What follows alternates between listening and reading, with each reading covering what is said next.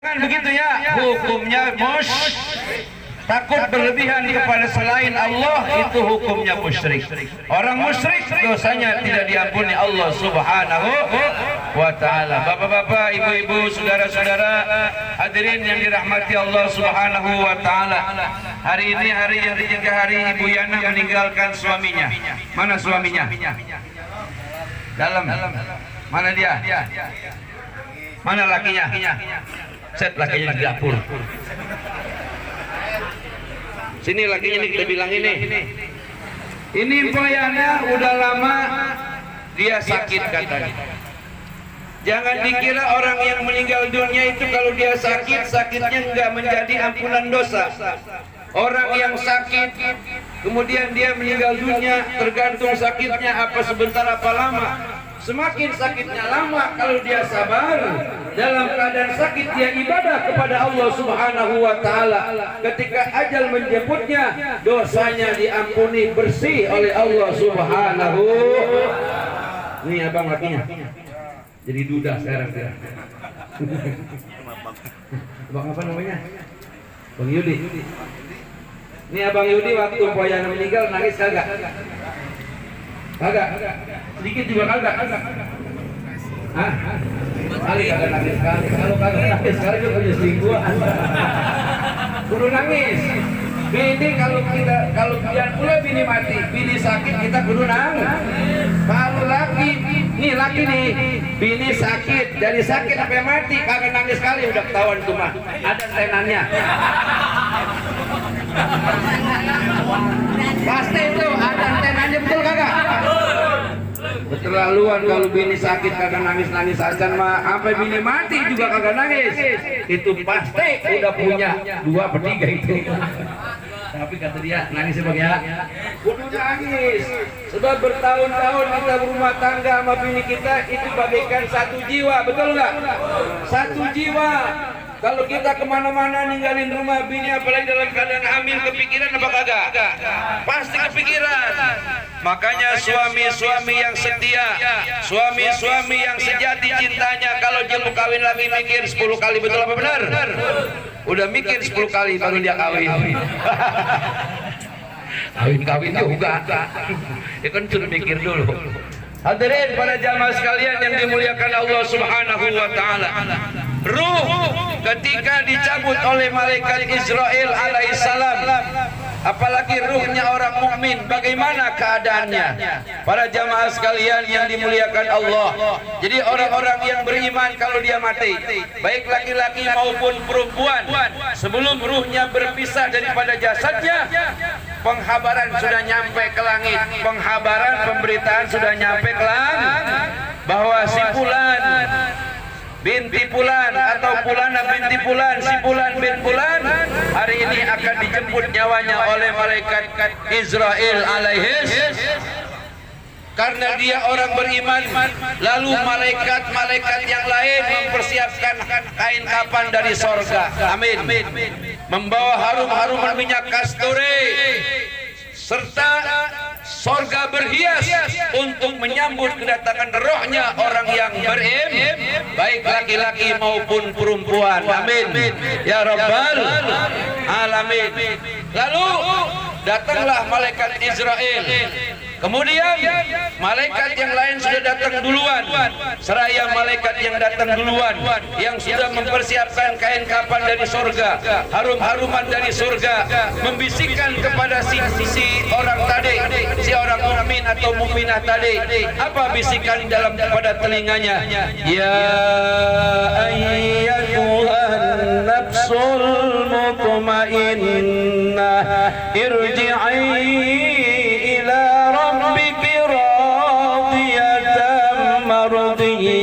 fadkhuli fi ibadi wadkhuli jannati.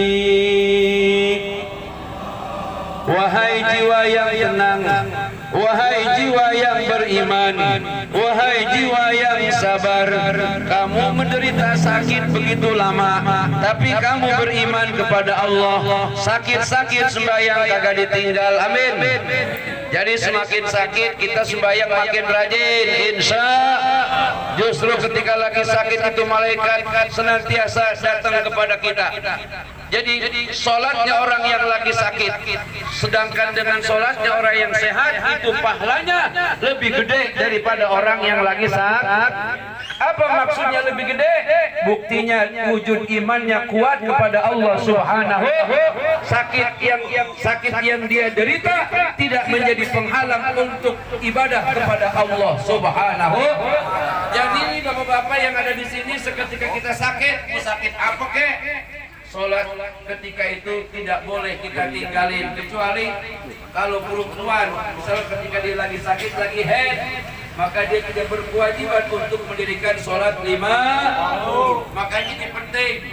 Tentu bagaimana sholatnya orang yang sakit, kalau dia nggak bisa sujud, kalau dia nggak bisa duduk seperti normalnya orang-orang yang sehat, sholatnya di atas kursi, duduk di kursi.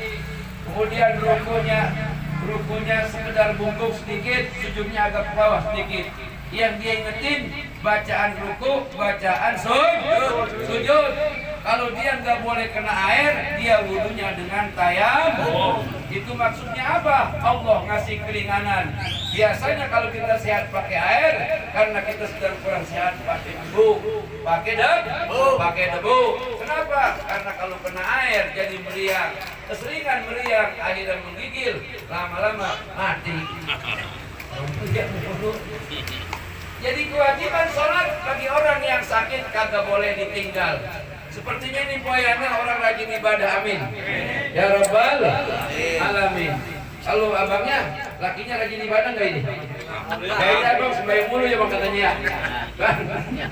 Abang sembahyang mulu ya? Aduh, kalau ini lain jarang-jarang dia masih sembahyang mulu ini. Cuma perlu gitu, laki bini perlu rajin ibadah. Sebab dua orang yang ada di rumah tangga, ada suami, ada istri, itu amal masing-masing. Nanti pada saat kita semuanya dikumpulin di padang mahsyar, persidangan telah selesai, semua suami-suami disidang, para istri juga disidang, laki perempuan juga disidang. Akhirnya diputuskan bahwa yang banyak amal kebaikannya masuk ke dalam surga, yang banyak amal keburukannya masuk ke dalam neraka. Kedapatan pada saat itu ada suaminya yang sembahyang, ada bininya yang kagak sembahyang. Ketika disidang, maka istrinya yang menang, suaminya yang kalah. Lalu malaikat Zabaniyah dengan cambuk api menggiring para ahli neraka dengan kalimat yang mengerikan, kalimat yang mengagetkan. Apa kata malaikat? Wamtazul yauma ayyuhal mujrimun. Nih, apabila misalnya istrinya solehah, suaminya kagak soleha, itu dipisahin. Jangan kamu ngikut kepada istri kamu. Emang kenapa malaikat dia kan bini saya? Kamu dulu di dunia nggak pernah ibadah, bahkan kamu menghalang-halangi istrimu untuk ibadah. Sekarang saatnya dipisahkan antara yang jahat dengan yang baik, yang iman maupun yang kafir kepada Allah Subhanahu.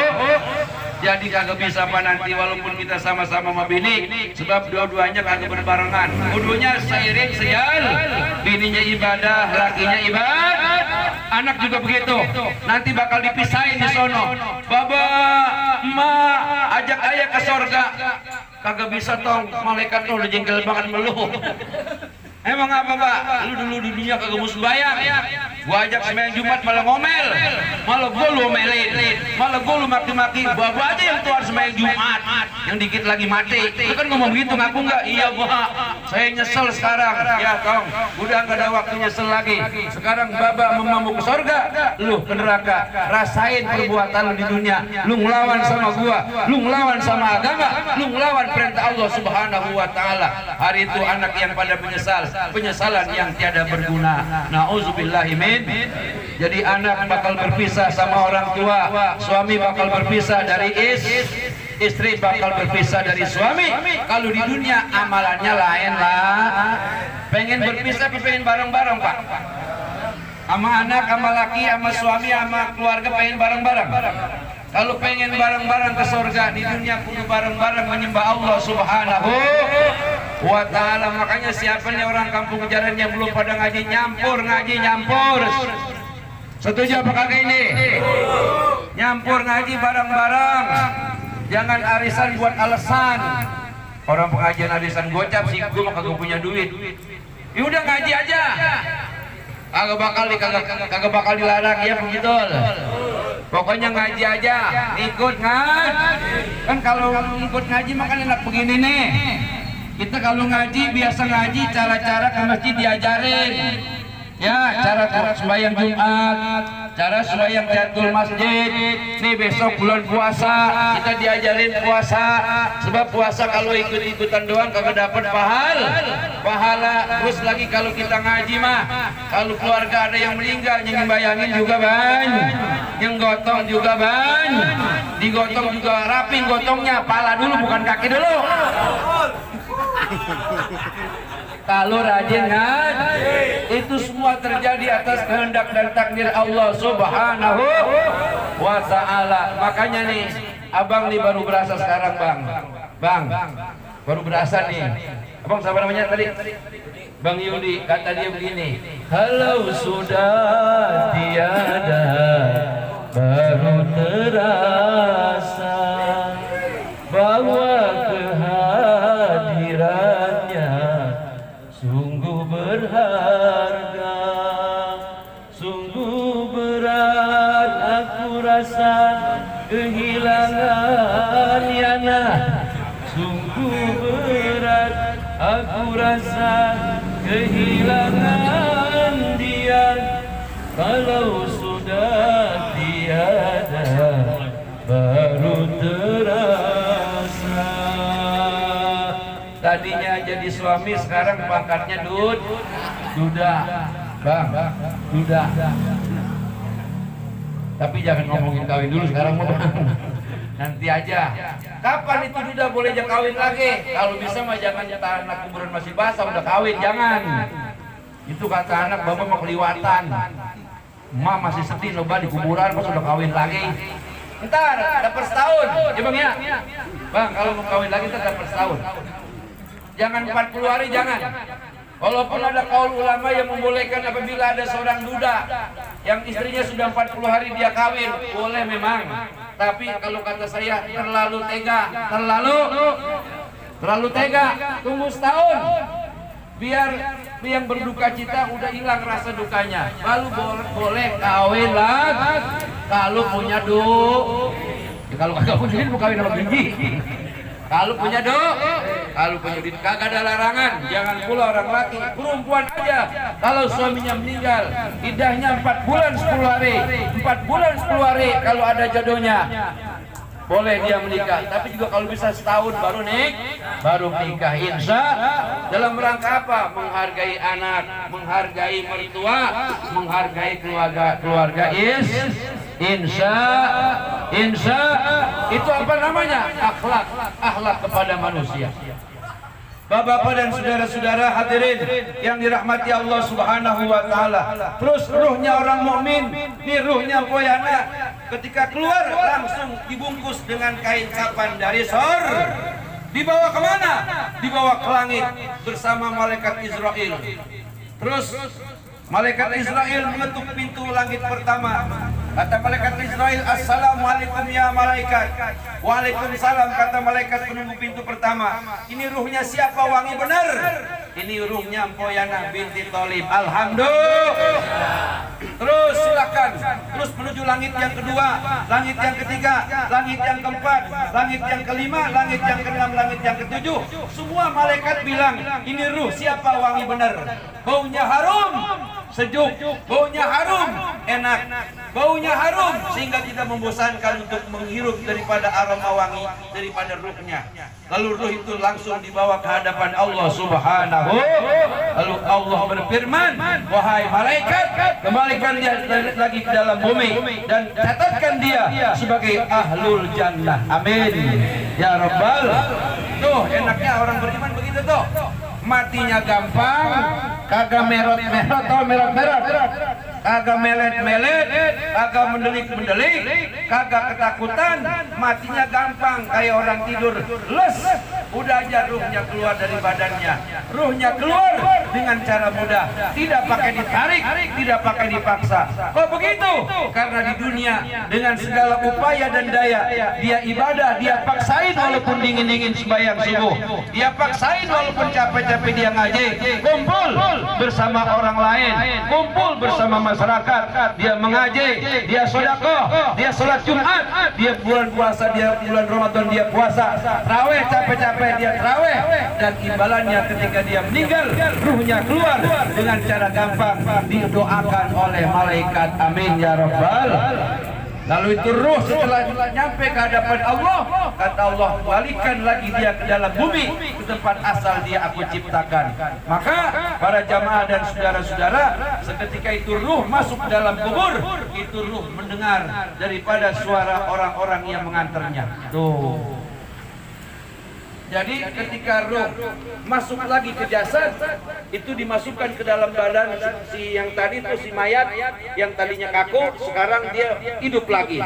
Itulah dia bangun, kemudian menjawab pertanyaan daripada pertanyaan malaikat mungkar, malaikat nakir. Makanya dibocorin, dikasih jawaban sama Amil ditalkin, itu dikasih bocoran sebab dia ujian akhir nasional.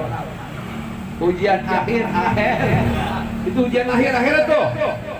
Jadi ini ujian sebetulnya pemerintah supaya bocah-bocah pada lulus, unjukin aja jawabannya ya. Sebab pertanyaan malaikat mungkar nakir yang sebegitu hebat, ujian akhirat, ujian akhir akhirat dibocorin sama yang ngasih nalkin. Kata yang nalkin, hai Fulan bin Fulan, apabila kepadamu datang dua malaikat, mungkar nakir namanya, jangan kamu takut, jangan kamu gentar. Dia makhluk sama dengan kamu, sama-sama makhluk Allah. Hai Fulan bin Fulan, apabila keduanya bertanya, man rabbuka, wa man nabiyuka, wa man dinuka, wa man imamu wa ma qiblatuka wa man ikhwanuka, qul, katakan Allahu rabbi wa Muhammadun nabi wal islamu dini wal qur'anu imami wal ka'batu qiblati wal mu'minuna wal mu'minati wal muslimuna wal muslimati ikhwani. Kemudian katakan raditu billahi rabba wa bil islami dina wa bi Muhammadin nabiyya wa rasulah. Sabbatakallahu bil qawli sabit, yusabbitullahu alladhina amanu bil qawli sabit. Itulah ucapan yang terus ditanamkan sebagai akar daripada pahala yang terus mengalir kepada orang-orang yang beriman sampai hari kiamat. Ini bapak-bapak semua kalau nanti ditanya sama malaikat pengen bisa jawab apa enggak? Pengen? Ayo latihan mati. Kudu latihan mati Pak. Mana latihan mati? Sholat 5. Itu sholat 5 waktu latihan mati. Coba orang kalau lagi sholat, boleh nggak dia ngomong? Ketika dia usolli fardhu isya arba'atin mustaqbilal qiblati adaan lillahi ta'ala Allahu akbar. Dia kagak boleh joget-joget, kagak boleh goyang-goyang begini, kagak boleh. Tangan kiri di atas, di bawah, tangan kanan di atas. Kagak boleh nengok-nengok kalau belum waktunya. Dia tinggalin bini, dia tinggalin anak, dia tinggalin pekerjaannya, duit juga ditinggal semuanya. Berapa menit? Tergantung 5 menit. Kalau sholat berjamaah, kalau sholatnya fardu. Kalau tarawih berapa menit dia tinggalin? Bisa jadi 30 menit atau 1 jam dia tinggalin dunia dengan segala isi. Itu namanya latihan mati. Makanya orang kalau sudah latihan mati, pada saat dia mati beneran, ditanya oleh malaikat mungkar nakir, dia pasti bisa nyaut, bisa jawab. Ada yang kagak bisa jawab. Siapa mereka? Yang waktu di dunia kagak pernah latihan mati, tahu-tahu mati bener. Siapa dia? Yang ketika di dunia sembahyang cuma setahun sekali, dia lupa jawab. Orang setahun sekali sembahyangnya, ditanya lupa jauh. Kalau yang sembahyangnya Johor, Asar, Maghrib, Isya, Subuh, seumur hidup, walaupun sakit dia terus dia sembahyang, saya pasti Saya katakan pasti itu bakal bisa menjauh. Sebab setiap waktu dia asah terus. Jawaban demi jawaban sudah disiapin. Sehingga begitu hebatnya pertanyaan malaikat Munkar Nakir, dia dapat menjawab dengan mudah karena setiap waktu dia sudah latihan mati, yaitu sholat 5. Jadi para jamaah dan saudara-saudara, jawabannya kalau pengen nanti di alam kubur kita bisa menyelesaikan jawaban malaikat Munkar Nakir di dunia, kudu sering-sering latihan mati. Insya Allah. Apa itu latihan mati? Apa tadi? Sholat 5. Apalagi sholat sholat tarawih, sholat Idul Fitri, Idul Adha, dan sholat sunnah yang lainnya. Itulah sebagai kunci jawaban untuk dapat menjawab daripada pertanyaan malaikat Munkar, malaikat Nakir. Kalau kita bisa menjawabnya, alamat kita menjadi ahlu surga. Amin. Kalau kita bisa menjawabnya, terpaksa kita menjadi ahli neraka. Walaupun kita menangis siang hari, walaupun kita menangis setiap waktu, malaikat kagak berhenti nyeksa kita di alam kubur. Nauzubillahi min. Ketika orang-orang yang beriman yang mati, kemudian dosanya belum diampuni, dia disiksa di alam kubur. Tapi dia waktu di dunia pernah ngaji, rajin ngaji, anaknya juga pada bisa ngaji, suaminya juga pada bisa ngaji, atau istrinya pada bisa ngaji. Ketika dia lagi disiksa, anaknya baca doa, Allahumma gfirli zunubi wali walidayya warhamhuma kama rabbayani shaghira. Seketika itu malaikat yang menyiksa berhenti. Malaikat nyiksa berhenti, ditanya sama yang lagi disiksa, sama orang yang lagi disiksa, malaikat emang apa mukulin saya berhenti? Kamu mau tahu kenapa aku berhenti? Iya, anakmu di dunia, istrimu di dunia sedang membacakan Fatihah, sedang membacakan Quran yang pahalanya diperuntukkan untuk dirimu. Kata dia yang mati, alhamdulillah. Lalu apa yang merasakan siksa kubur? Bisa jadi dua-duanya, ruh dan jasad. Makanya, Pak, kalau bapak-bapak pernah gali kubur, itu ada ahli kubur yang ketika digali, saya pernah itu ngalamin. Itu ada ahli kubur yang ketika digali, itu kakinya ngumpul di tulang pala. Tulang kaki ngumpul di tulang pala. Apa itu? Itu jawabannya bagi orang yang di dunia kagak pernah mau sembahyang sama sekali. Sembahyang kagak mau, ngaji kagak mau, digencet sama bumi. Digencet sama, dari mana gencetnya? Dari kaki. Digencet ke kepala, jadi dari lor digencet sampai ngidul. Saya pernah itu menemukan jenazah, jasadnya jadi satu, pala sama kaki. Ini tandanya orang-orang yang durhaka kepada Allah Subhanahu. Makanya sebelum nanti kita digencet sama bumi, satukan kita punya kepala dengan kaki. Kapan? Pada saat kita sujud, sholat 5. Tuh, kalau kita sujud kan kepala sama kaki kan jauh nih ya. Tapi pada saat sujud jadi sama, kaki di bawah, kepala di bawah. Makanya nanti di alam kubur kagak bakal digencet bumi. Insya. Pokoknya untunglah orang yang ibadah kepada Allah, untung. Bapak-bapak saya tanya, percaya nggak sama azab kubur? Percaya nggak? Pak, kalau kagak percaya, Bapak silakan mati. Jawabannya begini, Pak. Kalau enggak ada azab kubur, kalau enggak ada nikmat kubur, apa perlunya orang mati dimandiin? Betul kagak? Apa perlunya orang mati pakai dipakein kain putih? Apa perlunya orang mati pakai disembayang? Apa perlunya orang mati pakai ditakziahin, ditahlilin sampai 7 malam? Betul kagak? Apa perlunya pakai diajirin ngabis-ngabisin duit? Apa itu semua gunanya? Untuk supaya ahli kubur dapat ampunan Allah, supaya kagak disiksa. Itu maksudnya. Paham? Kalau memang kagak ada azab kubur, udah mati udah aja kayak matinya binatang, nggak perlu kita ngaji. Betul kagak? Kagak perlu sembahyang, kagak perlu. Dan nggak perlu Allah ciptakan surga, dan Allah nggak perlu ciptakan neraka. Begitu. lantaran kita nanti bakal memasuki dua tempat, salah satunya bagi orang-orang yang akan menempatinya bisa menjadi surga tempat kembalinya, bisa menjadi neraka. Nauzubillahimin.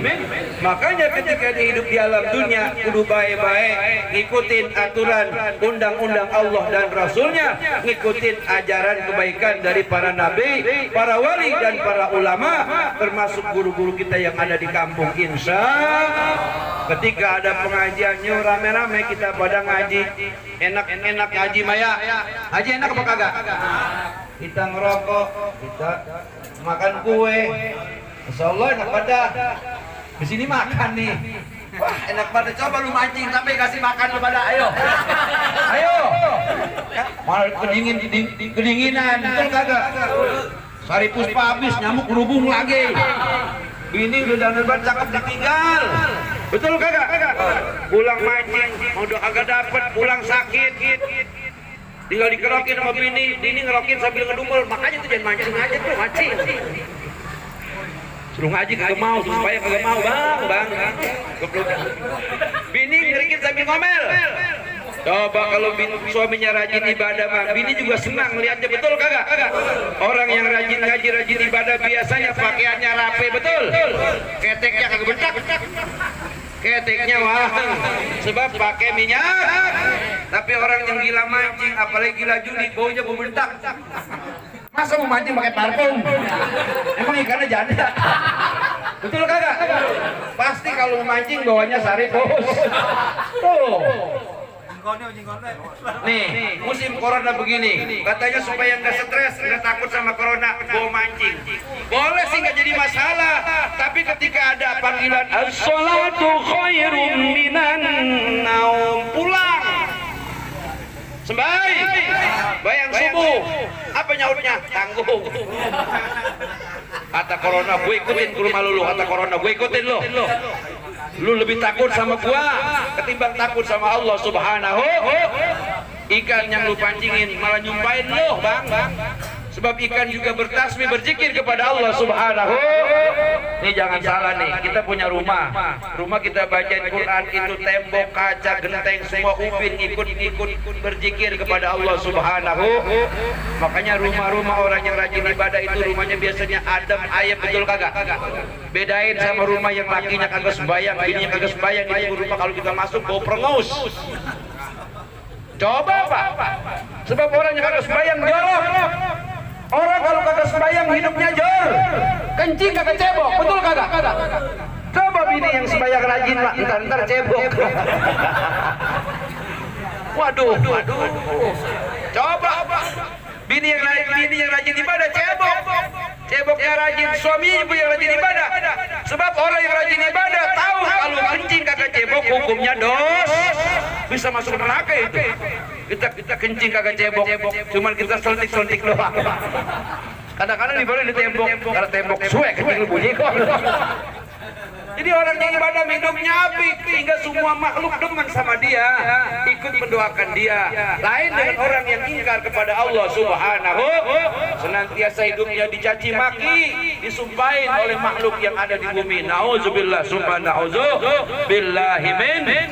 Mpoyana binti Tolim, dia sudah menerima amal kebaikannya. Sudah. Kapan dia matinya emang? Hari apa? Senin. Itu malam Selasa dia udah ditanya oleh malaikat mungkar, malaikat nak. Terus kita kirimin supaya dia di sono banyak pembelanya. Yasin udah 3 malam nih ya. Tahlil, zikir, diajiin juga. Itu sebagai pengacara handal untuk membela keberadaan Poyana di alam supaya Poyana dikasih tempat yang baik, yang mulia di sisi Allah Subhanahu wa ta'ala. Makanya Pak, semakin kita duitnya banyak, kemudian keluarga ada yang meninggal, kalau perlu nih bang, nih ntar nih malam ke-7 sedekain atas nama pahala buat bini saya, cepet, terus ustadznya yang memberi tahlil gope, saya yang drama sebentar buat bini. Nah, betul. Bicara kalau bicara ada, apalagi orang tua kita bandanya lebar, betul kagak bang? Orang tua kita mati tinggalannya lebar, 100 meter jual tuh buat ngabisin orang tua kita. Begitu tuh anak yang soleh mah. Amin. Ya Rabbal. Mang ayam maniming kemarin tempatin rumah. Yang datang gocap. Ini maniming ada nggak? Sakit. Belum mendingan belum? Masa sih? Baru. Udah. Mas Amin. Itu barang mendingan juga. Lagi. Kalau apa obatnya? Kasih lagi 5 juta. Temu. Bagaimana kalau dikasih info warah, Pak? Warah harus. Lu nggak perlu manggil kagak punya duit. Tapi kalau punya duit segar, ini musim corona begini nih. Itu rata corona hilang. Kalau di kantong kita di kantong kanan 5 juta, kantong kere 5, kantong atas 5 juta jadi 20. Corona lupa. Jadi berani kemana hawa-hawanya. Kan yang ketakutan sama corona mulu mah duit kagak punya. Ini ngomel dulu. Mana anak terjajan lagi bijak ada. Itu yang kebayang corona lagi. Para jamaah dan saudara-saudara hadirin yang dirahmati Allah Subhanahu wa taala. Suami yang soleh senantiasa ketika istrinya meninggal dia tidak lupa mendoain. Nanti Bang dapat tujuan ini jara ya. Jara ya ada anak lakinya lain. Anak berapa biji? 3. Pada gede-gede. Nanti ada. Nyampe ke makamnya. Assalamualaikum ya ahlal kubur. Istriku Yana ditulis begitu. Ngomong ya. Mudah-mudahan kau di alam kubur mendapatkan rahmat Allah. Kata dia, waalaikumsalam ayang. Kayaknya abang datang begitu tuh. Abang baca Yasin bisa? Yasin, tapi jangan Yasin doang terusin. Wal Qur'anil Hakim inna kalaminal. Terus doanya bagaimana? Udah pakai bahasa apa aja? Ya Allah ya Tuhanku, ampuni dosa istriku gitu. Ada Royana amin Bang gitu. Cuman apa kagak denger aja kalau Bang denger gibran. Jadi betapa bahagianya seorang istri ketika dia meninggal dan tiara suaminya. Alhamdulillah. Ada pertanyaan Pak Ustaz, bagaimana kalau bini kita mati kita jarang membuat kita yang muda? Boleh kagak boleh? Dijengkel nggak? Enggak. Kagak bakal jeng. Apalagi bini kita yang muda ustazah. Gitu. Enggak bakal jengkel. Yang jengkel mah udah kawin lagi, bininya kagak inget-inget, kagak dijarahi kuburan. Itu yang jengkel. Justru orang mati nggak ada jengkelnya. Selain dia jengkel bukan main, dia marah bukan main. Apabila nggak ada yang mendoain dia, tidak ada yang menziarahi kuburnya. Nauzubillahimin. Makanya nanti ini perkumpulan pengajian. Rame-rame kita bikin zikir akbar di makam Mbak Buyut dan terus kita doain tuh semua keluarga kita. Setuju? Itu udah tradisi kita ya, udah 2 tahun kemarin ya. Itu jangan dihilangin dah. Apa tujuannya? Kan kalau jarak dewek Islam betul kagak? Kalau ini mah dipimpin rame-rame. Itu orang tua kita yang di alam kubur.